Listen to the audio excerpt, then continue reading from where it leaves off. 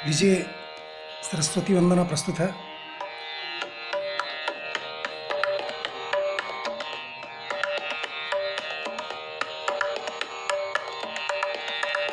वरदे वरदे वरदे पीड़ावादिनी वरदे वरदे वरदे वरदे पीड़ावादिनी वरदे निर्मल मन कर दे प्रेम तुल कर दे निर्मल मन कर दे प्रेम तुल कर दे सबकी सबलमति को ऐसा तू वर दे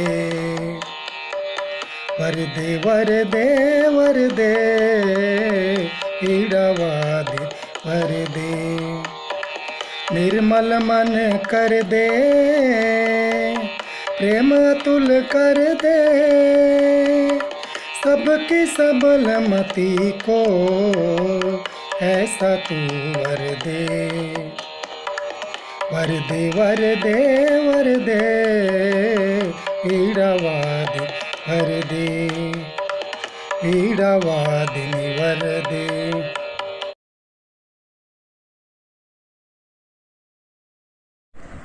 नमस्कार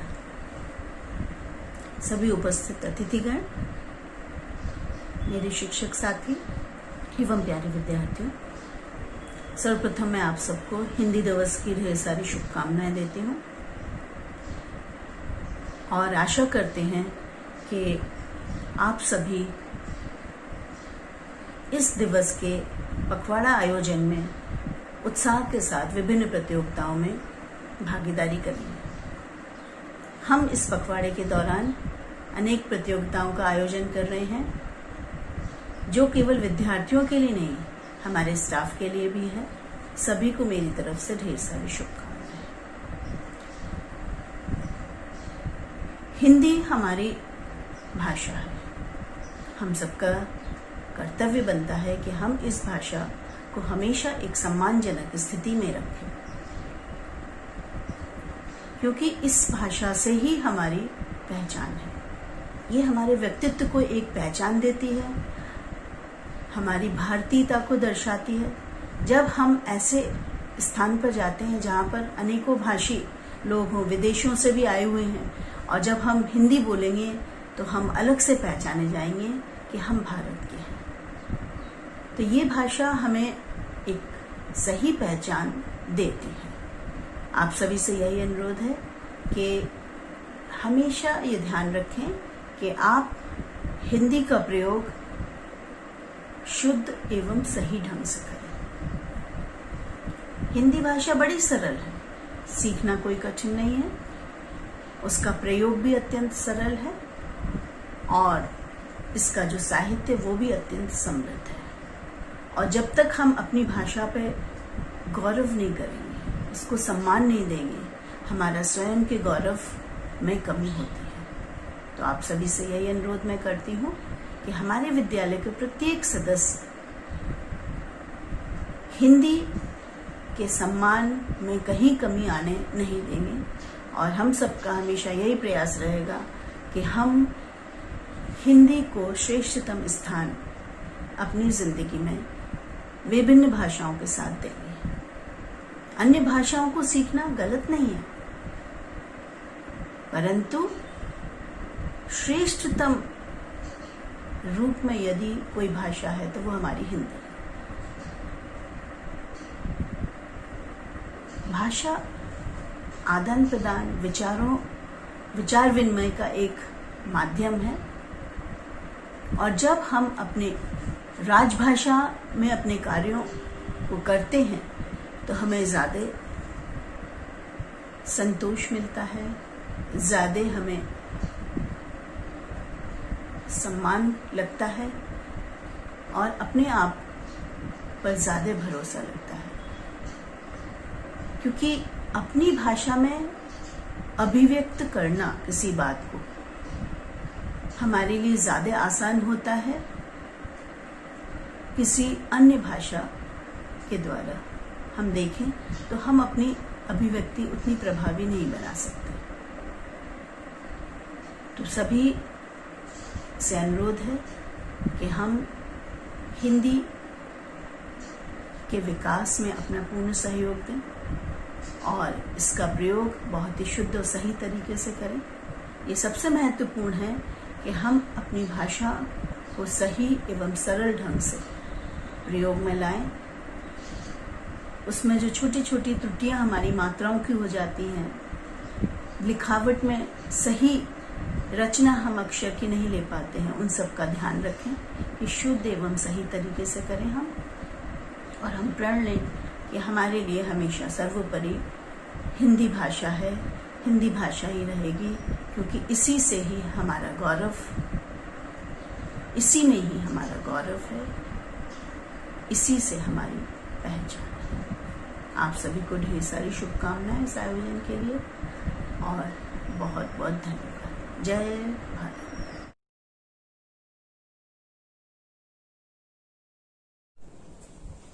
आप सभी को नमस्कार।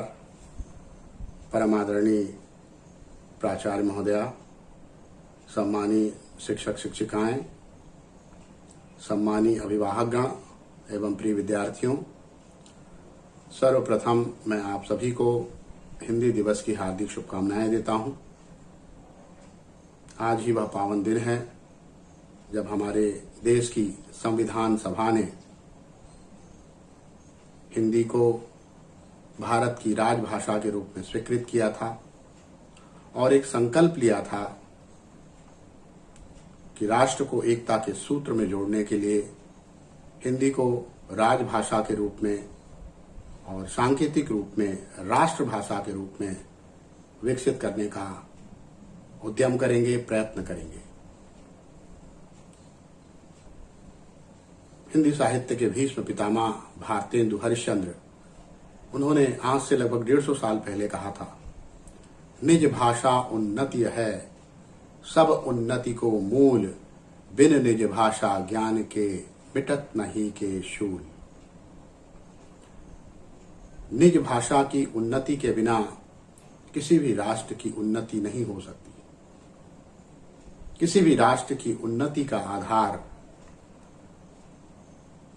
उस देश की निज भाषा, उस देश की राष्ट्रभाषा ही होती है। जब हमारा देश गुलामी के दौर से गुजर रहा था, अंग्रेजों की गुलामी के दौर से गुजरते समय भारतीयों को इस बात का एहसास हुआ कि यदि भारत को एक राष्ट्र के रूप में खड़ा करना है, एक राष्ट्र के रूप में निर्मित करना है, एक राजनीतिक इकाई के रूप में खड़ा करना है, तो सबसे पहले एक ऐसी भाषा राष्ट्र के सभी लोगों तक पहुंचनी चाहिए, सभी लोगों के अभिव्यक्ति का माध्यम होना चाहिए, जिसे हम राजभाषा या राष्ट्रभाषा कह सके।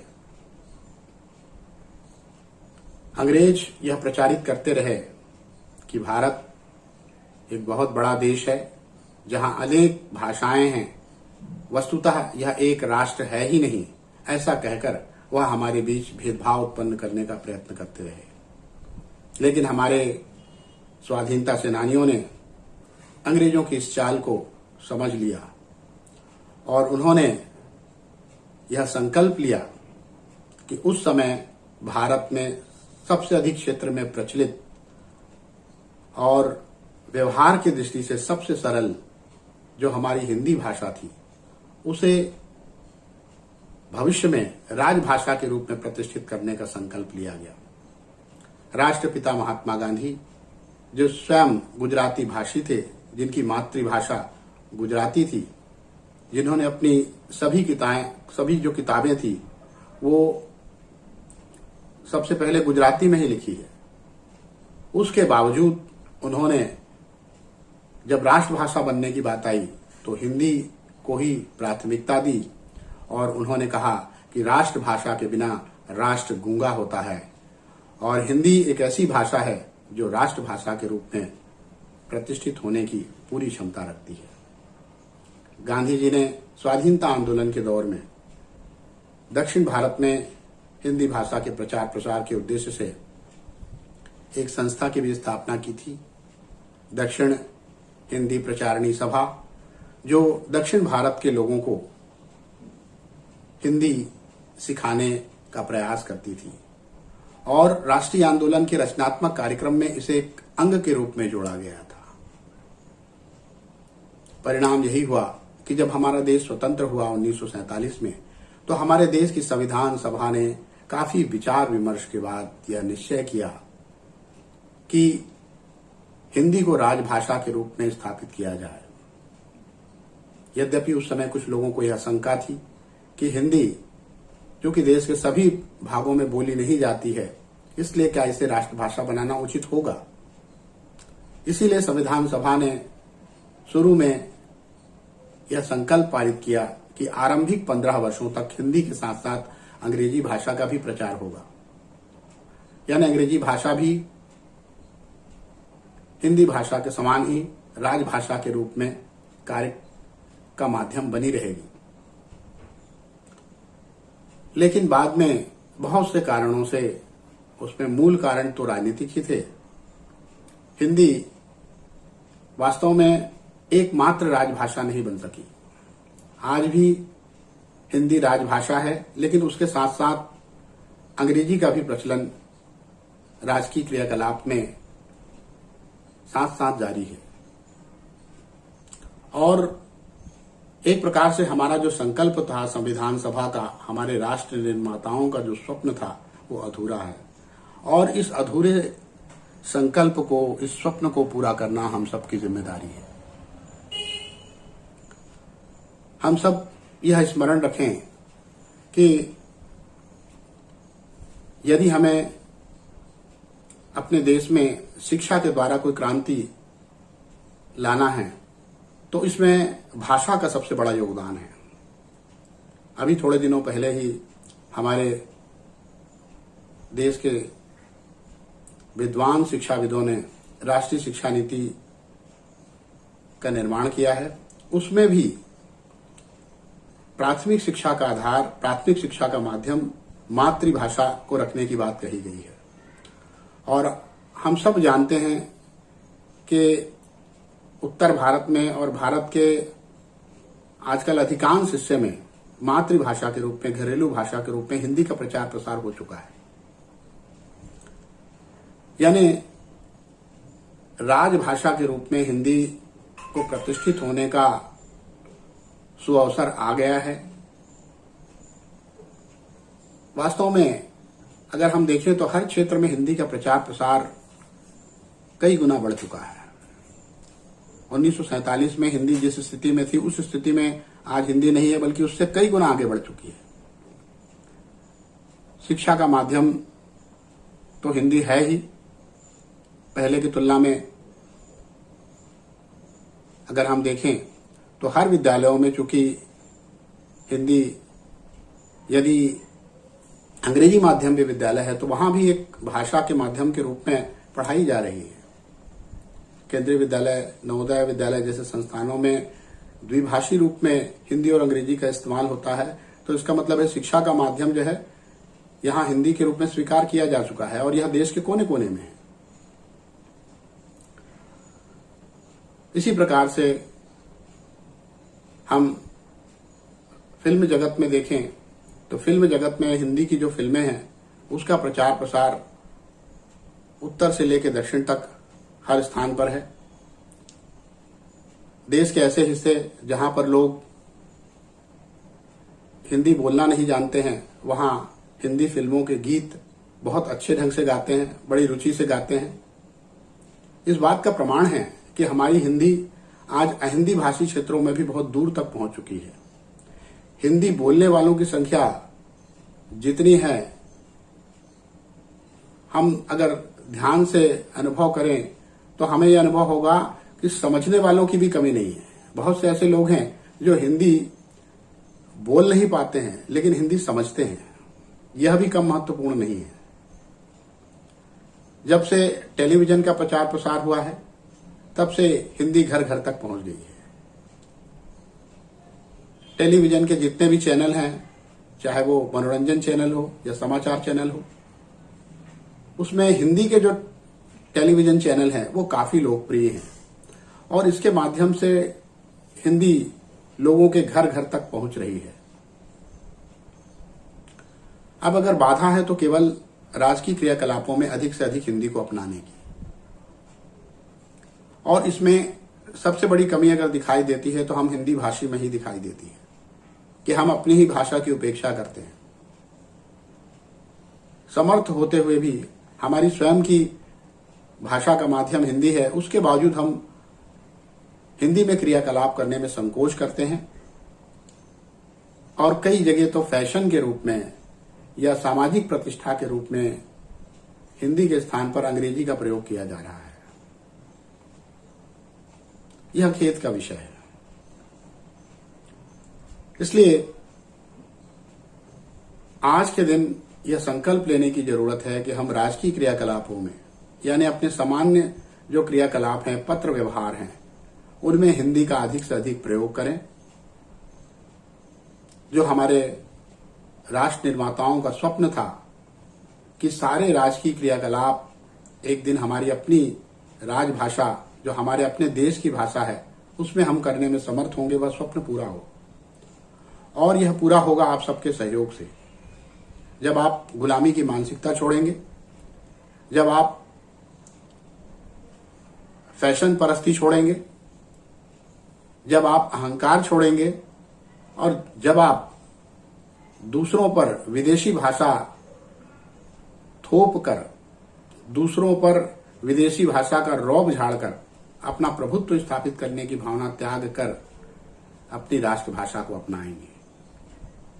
मैं आप सभी से यही निवेदन करता हूं कि आप सभी यह संकल्प लें कि आप सभी राजकीय क्रियाकलाप में हिंदी का प्रयोग करेंगे, राजभाषा हिंदी का प्रयोग करेंगे। और इसके साथ ही सभी सामाजिक क्रियाकलाप में, सभी अन्य गतिविधियों में हिंदी का अधिक प्रयोग करेंगे, और हिंदी को राजभाषा के रूप में तो प्रतिष्ठा आप दिलाएंगे ही, बल्कि राष्ट्रभाषा के रूप में और भविष्य में संयुक्त राष्ट्र संघ की भाषा के रूप में, अंतर्राष्ट्रीय भाषा के रूप में प्रतिष्ठित करने का संकल्प लेंगे। आप सबको पुनः हिंदी दिवस की हार्दिक शुभकामनाएं देता हूं, और आप सबको यह बताना चाहता हूं कि आज के इस कार्यक्रम के साथ हम हिंदी पखवाड़ा का आरंभ भी कर रहे हैं। आने वाले 15 दिनों में हम विभिन्न प्रकार के कार्यक्रमों का आयोजित करने जा रहे हैं। मैं आप सभी से उम्मीद करता हूं कि इन सभी कार्यक्रमों में आप बढ़ चढ़कर भाग लेंगे, और इन सभी कार्यक्रमों में आप हिंदी के प्रति अपना सम्मान दिखाने के लिए अपनी सहभागिता प्रदर्शित करेंगे। धन्यवाद। जय हिंद।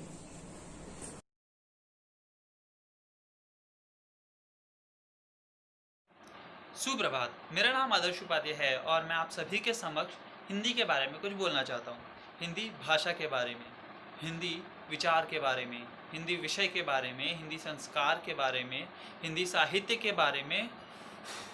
आप हिंदी को जितने तरीके से देखेंगे, आपको हिंदी के बारे में कोई ना कोई एक नई चीज़ हमेशा मिलती जाएगी। परंतु दिक्कत इस बात की है कि आजकल के लोग इस बात को नहीं पहचानते। आजकल के लोग जो अंग्रेजी के कुछ शब्द या फिर पूरी भाषा जानने के बाद ये सोचने लगते हैं कि हिंदी उनके किसी काम की नहीं है, यह उनका एक हिसाब से बहुत बड़ा गलती है। हम ये नहीं कह सकते कि एक प्रकार का पाप है, क्योंकि वो कहीं ना कहीं सही है, जिस वजह से हमें आज हिंदी पखवाड़ा मनाने की ज़रूरत पड़ रही है। ये तो हो गई खैर एक बात। अगर आप इसी का दूसरा पहलू देखें तो आपको जान के थोड़ी सी खुशी होगी, इसलिए क्योंकि हिंदी इकलौती ऐसी भाषा है जिसका 15 दिन तक त्यौहार मनाया जाता है। जैसे एक छोटा बच्चा पैदा होता है तो उसका जन्मदिन मनाया जाता है हर साल, ठीक वैसे ही हमारे देश में 15 दिनों तक हिंदी का त्यौहार मनाया जाता है, और जो कि पूरी दुनिया में किसी भी भाषा के लिए ऐसी कोई भी चीज़ नहीं की जाती। अब अगर हम बात करें आज के नवयुवकों के बारे में, आजकल के बच्चे बिना अंग्रेज़ी का प्रयोग किए एक शब्द भी नहीं बोल सकते। दिक्कत इस बात से नहीं है कि उनको अंग्रेज़ी ज़्यादा पसंद है, दिक्कत इस बात की है कि वो अंग्रेज़ी के चलते हिंदी को एकदम नीचे की दृष्टि से देखते हैं। उनको लगता है कि हिंदी उनके किसी काम की नहीं है, जबकि ये इनकी सबसे बड़ी भूल है। हिंदी इकलौती ऐसी भाषा है जिसने हमें स्वतंत्रता दिलाई। आज हम स्वाभिमानी होने की बात करते हैं, हिंदी ही इकलौता ऐसा माध्यम है जो हमें स्वाभिमानी बना सकता है। अब बात करते हैं आजकल की। आजकल आत्मनिर्भर यह शब्द बहुत ही ज़्यादा प्रचलन में है। क्यों? क्योंकि आजकल हम आत्मनिर्भर बनने पे ज़्यादा जोर दे रहे हैं। और हम आत्मनिर्भर कब बनेंगे? जब हम खुद की बनाई हुई चीज़ें खुद इस्तेमाल करेंगे, खुद उसकी तारीफ करेंगे, खुद इसको प्रसिद्ध करेंगे, खुद इसको फैलाएंगे तब।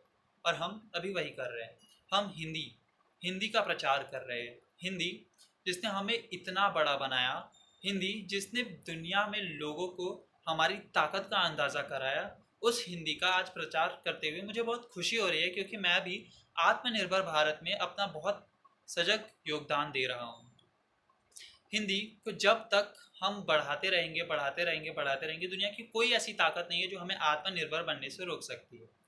अगर हम बात करें कि आज हिंदी की क्या स्थिति है, तो आज हम ये नहीं कह सकते कि हिंदी कमज़ोर हो गई है या फिर हिंदी किसी काम की नहीं रही या फिर आजकल के बच्चे हिंदी की ओर नहीं पढ़ते। यह सरासर गलत है। हाँ, बच्चे हैं इसलिए उनका ध्यान अंग्रेज़ी की तरफ ज़्यादा जाता है, लेकिन हर एक व्यक्ति के अंदर अपने देश के प्रति हमेशा ईमानदारी रहती ही है, और यह ईमानदारी उनकी हिंदी में झलकती है।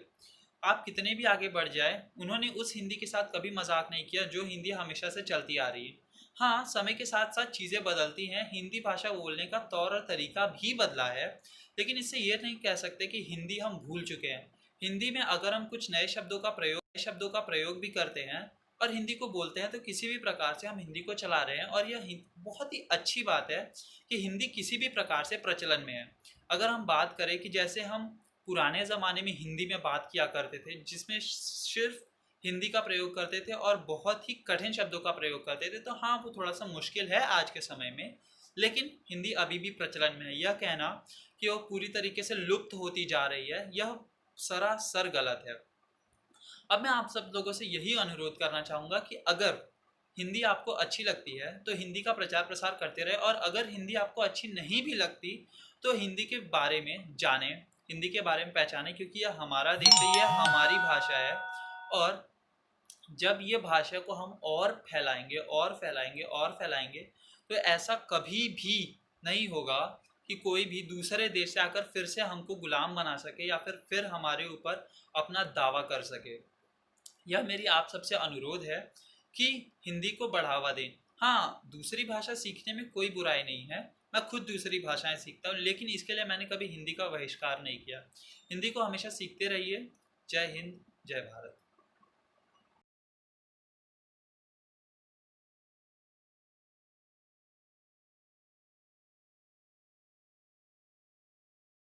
आदरणीय प्राचार्य महोदया, सम्माननीय शिक्षकगण, प्यारे बच्चों, सभी को नमस्कार। हिंदी पखवाड़ा के अंतर्गत जो कविता मैं आप सबके सामने प्रस्तुत करने जा रहा हूँ, उसका भाव कुछ इस तरह से है कि समाज में बहुत से लोग ऐसे हैं जो अच्छे कार्यों में लगे हैं, जो सृजनात्मक गतिविधियों में लगे हुए हैं, जो सत्कर्मों में लगे हुए हैं। वही कुछ लोग ऐसे भी हैं जो गलत कार्यों में लिप्त हैं, जो समाज में नफरत फैलाना चाहते हैं, द्वेष फैलाना चाहते हैं, समाज को बांटना चाहते हैं। उन सभी के लिए इस कविता के माध्यम से एक संदेश है कि आप जितना भी गलत कार्य करें, जितनी भी बुराइयां करें, उन सारी बुराइयों का जवाब हम अपने अच्छाइयों से देंगे, अपने अच्छे कर्मों से देंगे, अपने सत्कर्मों के माध्यम से देंगे। तो लीजिए, प्रस्तुत है ये कविता। गहन गिरिवर सघन वन में, बहकती पूर्वा पवन में, दहकते धरती गगन में, महकने दो प्यार मेरा, नागफनियों की गली में, फूल का व्यापार मेरा। झोपड़ी या महल मैं कब देखता हूँ, झोपड़ी या महल मैं कब देखता हूँ, हर खुली छत पर कबूतर भेजता हूँ। लोग रहते हैं जहाँ पर मुँह छुपाकर, लोग रहते हैं जहाँ पर मुँह छुपाकर, मैं उन्हीं गलियों में दर्पण बेचता हूँ। चोट खाकर लोग गिरते जिस गली में, है वहीं मरहम का कारोबार मेरा। नागफनियों की गली में फूल का व्यापार मेरा। खून के छींटे धरा से धो रहा हूँ, खून के छींटे धरा से धो रहा हूँ, बेसहारों का सहारा हो रहा हूँ। तुम जहाँ बारूद की फसलें उगाते, तुम जहाँ बारूद की फसलें उगाते, मैं उन्हीं खेतों में मेहंदी बो रहा हूँ। दहकते अंगार बिखरे जिस गली में, है वहीं चंदन से निर्मित द्वार मेरा। नागफनियों की गली में फूल का व्यापार मेरा। एक ही हवा है, एक ही पानी है, एक ही धरती है, एक ही आसमान है। फिर कोई आदमी संत बन जाता है, वैज्ञानिक बन जाता है, और एक आदमी वहीं पर बुराई फैलाने वाला बन जाता है, आतंकवादी बन जाता है। ऐसा क्यों है? ऐसा मैं सोचता हूँ इसलिए है क्योंकि जो प्यार है, जो मोहब्बत की दुनिया है, वो उसके दिल में दफन हो गई है और वहाँ नफरत ने जगह ले ली है। तो दिल में तेरे प्यार की दुनिया दफन है, दिल में तेरे प्यार की दुनिया दफन है। भोर क्यों लगती दोपहरी सी तपन है, मैं इधर शादी का जोड़ा बुन रहा हूँ, मैं इधर शादी का जोड़ा बुन रहा हूँ।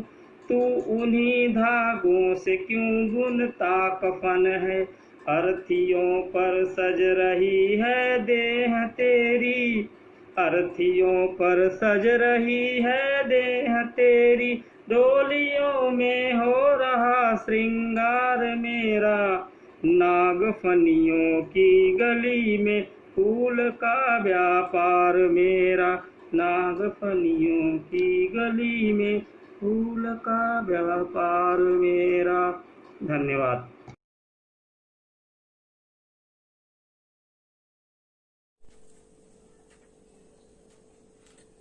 नमस्कार माननीय प्राचार्य महोदया, मेरे विद्वान शिक्षक साथियों और केंद्रीय विद्यालय CISF भिलाई के प्यारे प्यारे बच्चों, हिंदी पखवाड़ा और हिंदी दिवस के अवसर पर मैं आप सबका हार्दिक अभिनंदन करता हूं। आज मैं आपके साथ भाषा की चर्चा करूंगा। भाषा भावों की जननी, परस्पर अंतरंगता के जगत और आनंद रस की उत्पत्ति कर समाज को एक सूत्रता में बांधने का प्रयास करता है। किसी भी राष्ट्र की एकता का मूल आधार एक सूत्रता ही होती है। जैसे कि स्वामी विवेकानंद ने कहा था, यूनिटी इज ए स्ट्रेंथ। बस मेरा मानना है कि इस यूनिटी को स्ट्रेंथ करने के लिए राजभाषा हिंदी अत्यंत सरल एवं सहज सरलता की तरह सर्वग्राह्य है, समन्वयकारी भाषा है। संस्कृत की गरिमा से तो हम लोग परिचित ही हैं, लेकिन संस्कृत की बेटी के रूप में विकसित हिंदी भाषा राष्ट्र के समग्र ज्ञान, विज्ञान, वेद, पुराण, उपनिषद की समाहिका है। यदि मातृभाषा के माध्यम से विद्यार्थियों का अध्ययन अध्यापन कराया जाए, अभी आप लोगों ने NAP का कार्यक्रम देखा है, तो उसके आधार में NAP के सूत्रों में भी यही बात है कि बचपन से ही बच्चों को मातृभाषा में शिक्षा दी जानी चाहिए। और जब हम मातृभाषा में शिक्षा देंगे तो निश्चित रूप से बच्चे अंतरिक्ष की भी खोज कर सकते हैं। आज पूरा विश्व बाजारवाद की गिरफ्त में। ऐसे वक्त में मानवीय मूल्यों का अक्षुण्ण बनाए रखना अपने आप में एक चुनौती है। जहां समाज में मोह, माया, स्वार्थ, दुर्भावनाएं फैली हुई है, व्याप्त है। इन सबको त्याग कर हमें अगर मान लो प्रेम के सूत्र में बांधना है तो वो अपनी भाषा होती है, वो मातृभाषा होती है। अयम निज परो बेति गन्ना लघुते चेत साम उदार चरिताणाम तो वसुदेव कुटुंबकम। कहना ना होगा कि उदार चरित्र मानव के लिए तो सारी पृथ्वी कुटुंब के समान है। यथा कि भारतीय जीवन मूल्य का परम सूत्र है, सर्वे भवन्ति सुखिना सर्वे सन्तु निरामयः सर्वे भद्राणि पश्यन्तु मा कश्चित् दुःखभाग् भवेत्। हम ये इस सूत्र के माध्यम से परिकल्पना करते हैं कि सभी प्राणी सुखी हो, सभी निरोग हो, सभी मिलकर श्रेष्ठ आनंद के क्षणों का साक्षात्कार करें। किसी भी प्राणी को संकट का सामना नहीं करना पड़े। तो इस प्रकार की मानवीय मूल्यों का आधार हमारे भारत में दिखाई देता है। और भारत की जो गौरवशाली परंपरा है, गौरवशाली इतिहास है, वो उसे एक सूत्र में बांधने वाली हमारी परम परिभाषा हिंदी है। आपको मालूम है भारत 200 वर्षों तक पराधीनता की हथकड़ियों में जकड़ा हुआ था। विदेशियों ने हम पर नाना प्रकार से अत्याचार किए। आपको याद होगा गजनवी ने सोमनाथ को कितनी बार लूटा है। और वे लोग भाषा को ही नहीं लूटे, संपत्ति को ही नहीं लूटे, हमारी भाषा और संस्कृति को तहस नहस भी करने का प्रयास किया।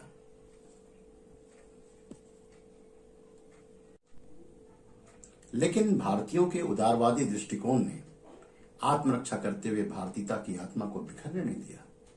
मोहम्मद इकबाल ने लिखा है, कुछ बात है कि हस्ती मिटती नहीं हमारी, कुछ बात है कि हस्ती मिटती नहीं हमारी, सदियों रहा है दुश्मन दौरे जमा हमारा, सारे जहां से अच्छा हिंदुस्तान हमारा। लॉर्ड मैकाले द्वारा जो 1934 में शिक्षा पद्धति अपनाई गई, उससे भारतीय शरीर तन से तो भारतीय रहे, मगर मन अंग्रेजी लॉर्ड साहबों के जूतों की परंपरा पर चलते रहे। मानसिक गुलामी के बोझ से हम अपने आप को विमुख नहीं कर पाए। आज कबीर, रहीम, सूरदास, संत शिरोमणि गोस्वामी तुलसीदास जी की समाज की कल्पना, उनके महान आदर्श ग्रंथों के पृष्ठों में कैद होकर रह गई। आजकल के बच्चे हैरी पॉटर, जैक एंड जिल की दुनिया में व्यस्त है। सुबह से देर रात तक पाश्चात्य सभ्यताओं का अंधानुकरण कर अंधकार की गर्त में गिर रहे हैं।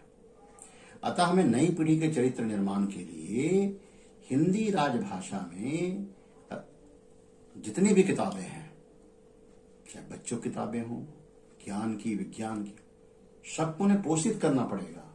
और इसके पोषण के लिए, इसके संरक्षण के लिए हमें राष्ट्रभाषा को अपनाना पड़ेगा।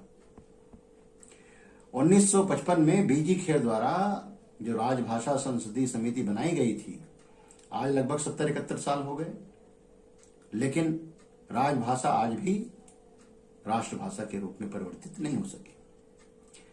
कुछ राजनीतिक उहापोह है, कुछ अपने स्वार्थ है, इसलिए हमारी भाषा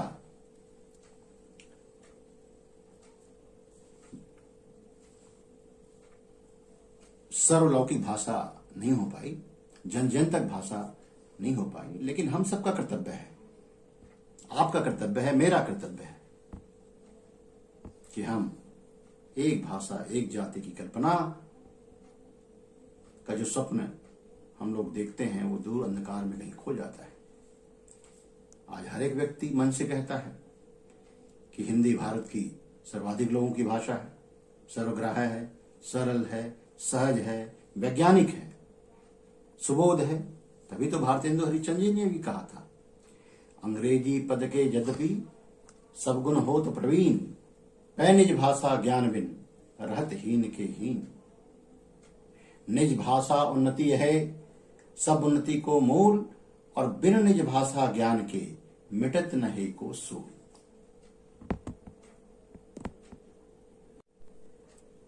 संत शिरोमणि तुलसीदास जी ने बड़ी रामचरितमानस में सुंदर कल्पना करी थी।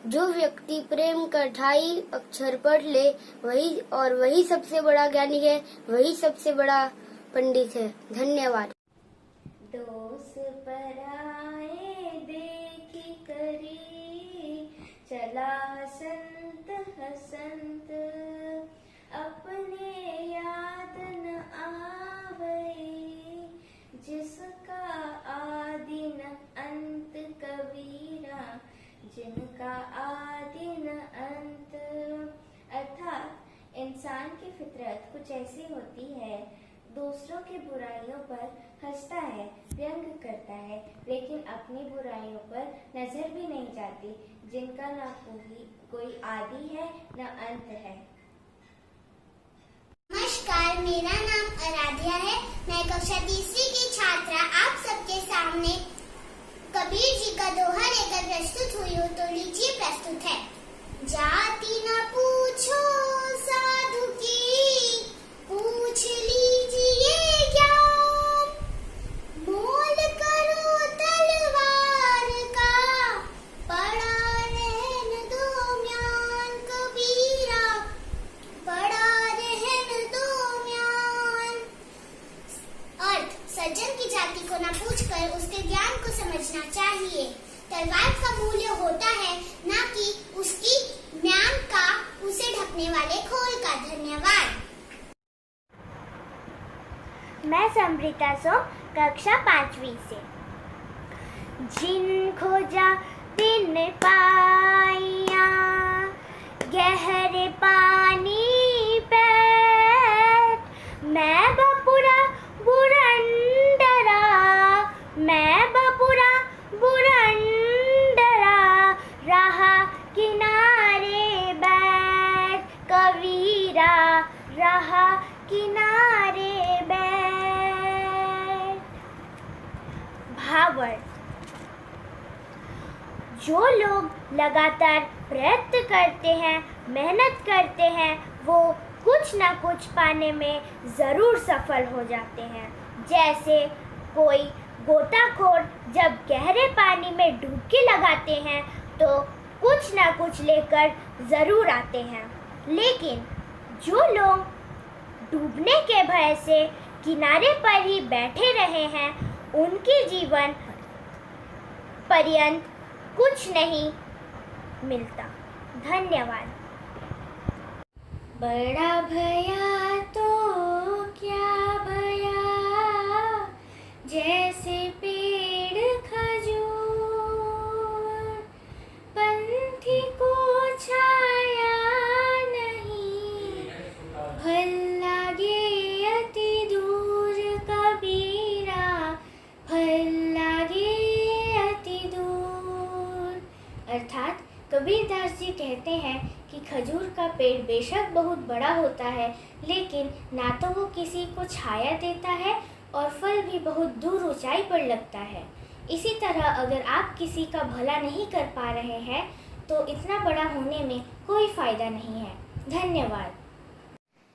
आगत ही हर्ष नहीं, नैनन नहीं सने, तुलसी तहाँ न जाए, कंचन बरसे में हर तुलसी, कंचन बरसे में। अर्थात जिस जगह आपके जाने से लोग प्रसन्न ना होते हों, जहाँ लोगों की आंखों में आपके प्रति प्रेम या स्नेह ना हो, वहाँ हमें कभी नहीं जाना चाहिए, चाहे वहाँ धन की बारिश ही क्यों ना हो रही हो। धन्यवाद। आप सभी को मेरा नमस्कार। मेरा नाम जनीशा सोनबेर है। मैं कक्षा 11वीं की छात्रा हूँ। मैं हिंदी पखवाड़ा के अंतर्गत तुलसीदास जी के दोहे लेके प्रस्तुत हूँ। तो लीजिए प्रस्तुत है। दया धर्म का मूल है, पाप मूल अभिमान, तुलसी दया न छाड़िए, जब लग घट में प्राण। रे तुलसी, जब लग घट में प्राण। अर्थात गोस्वामी तुलसीदास जी कहते हैं कि मनुष्य को दया कभी नहीं छोड़नी चाहिए, क्योंकि दया ही धर्म का मूल है और इसके विपरीत अहंकार समस्त पापों का जड़ होता है। धन्यवाद एवं शुभ दिन। जाति न पूछो साथ की, पूछ लीजिए क्या, मोल करो तलवार का, पड़ल रहने दो म्यार कबीरा, पड़ल रहने दो म्यार। अर्थात हमें कभी भी साधु से उसकी जाति नहीं पूछनी चाहिए, बल्कि उनसे ज्ञान की बातें करनी चाहिए, उनसे ज्ञान प्राप्त करना चाहिए। मोल तलवार की करो, म्यान को पड़ी रहने दो। कबीर के दोहे।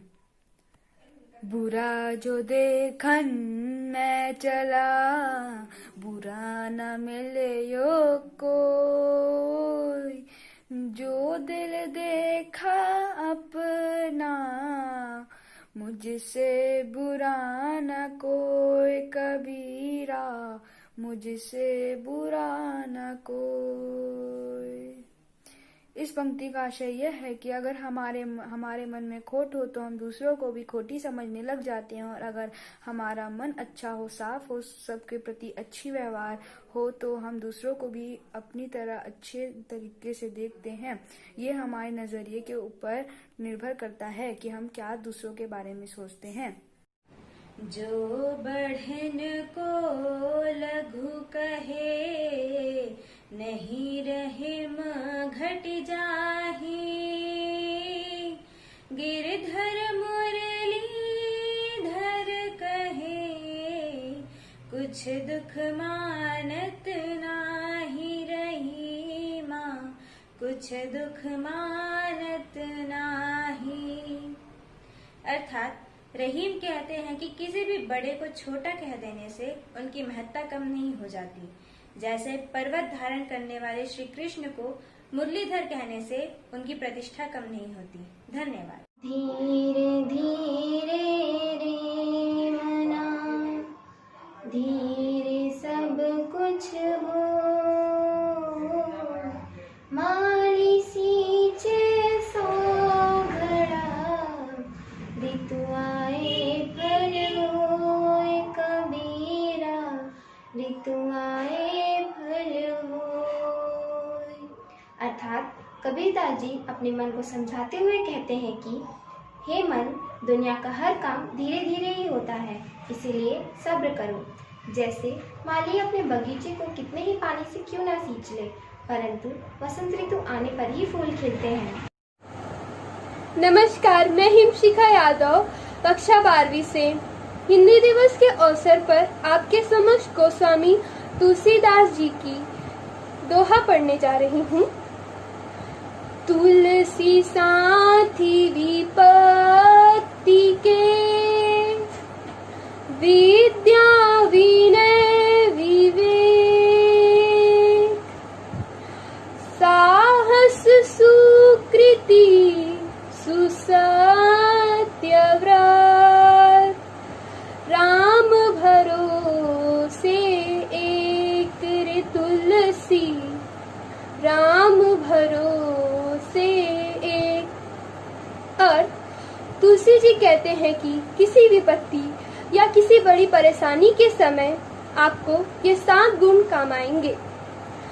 आपका ज्ञान या शिक्षा, आपकी विनम्रता, आपकी बुद्धि, आपके भीतर का साहस, आपके अच्छे कर्म, सच बोलने की आदत और ईश्वर में विश्वास। धन्यवाद। जो रहीम उत्तम प्रकृति, का करि सकत कुसंग, चंदन विष व्यापत नहीं, लिपटे रहत भुजंग रहीमा, लिपटे रहत भुजंग। अर्थात रहीम कहते हैं जो अच्छे स्वभाव के मनुष्य होते हैं उन पर बुरी संगति भी प्रभाव नहीं डाल पाती। ठीक उसी प्रकार जैसे जहरीले सांप चंदन के वृक्ष से लिपटे रहने पर भी उन पर अपना कोई जहरीला प्रभाव नहीं डाल पाते। धन्यवाद। नमस्कार, मैं आकृति यादव कक्षा 12वीं की छात्रा तुलसीदास का एक दोहा लेकर प्रस्तुत हूँ। तो लीजिए प्रस्तुत है।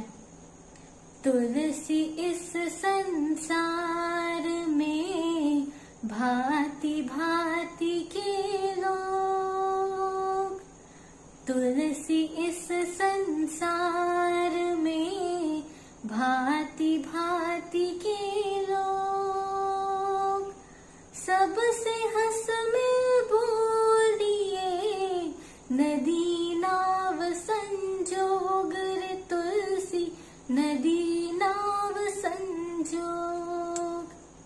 अर्थात तुलसीदास जी कहते हैं इस संसार में तरह तरह के लोग रहते हैं, यही हर तरह के स्वभाव और व्यवहार वाले लोग रहते हैं। आप इनसे अच्छी तरह से मिलिए और बात करिए। जिस प्रकार नाव नदी से मित्रता कर उसे आसानी से पार कर लेती है, उसी प्रकार आप अपने अच्छे व्यवहार से इस भव रूपी सागर को पार कर लेंगे। धन्यवाद।